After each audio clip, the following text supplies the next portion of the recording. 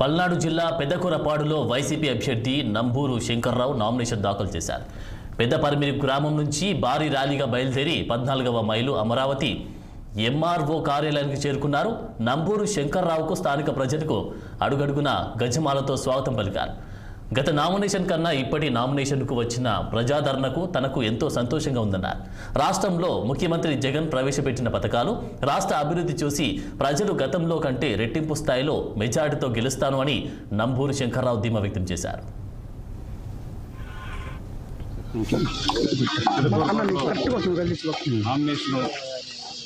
వేయటం జరిగింది.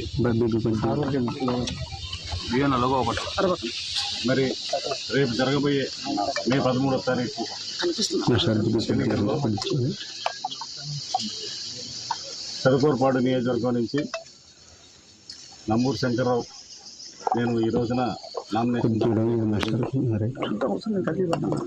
మరి ఈ రోజు నుంచి కూడా పూర్తిగా ప్రచారంలో ముందుండి రేపు జరగబోయే ఎన్నికల్లో పూర్తి మెజారిటీ అంటే పోయినసారికి వచ్చిన దానికన్నా కూడా డబుల్ మెజారిటీ వచ్చే విధంగా కూడా రావడానికి అవకాశం ఉంది. పెదకూరపాడు నియోజకవర్గంలో సంక్షేమం, అభివృద్ధి రెండు కూడా ఈ నియోజకవర్గంలో పూర్తి స్థాయిలో జరిగినాయి.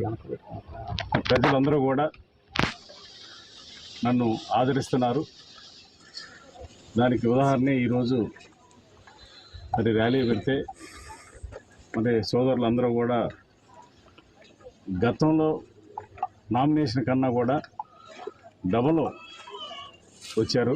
అంటే ప్రజల ఆదరణ అనేది జగన్మోహన్ రెడ్డి గారు ఆదరణ అలా ఉంది. ఆయన సంక్షేమం, అభివృద్ధి అనేది మరలా చేసి జనాల్లోకి వెళ్ళటం.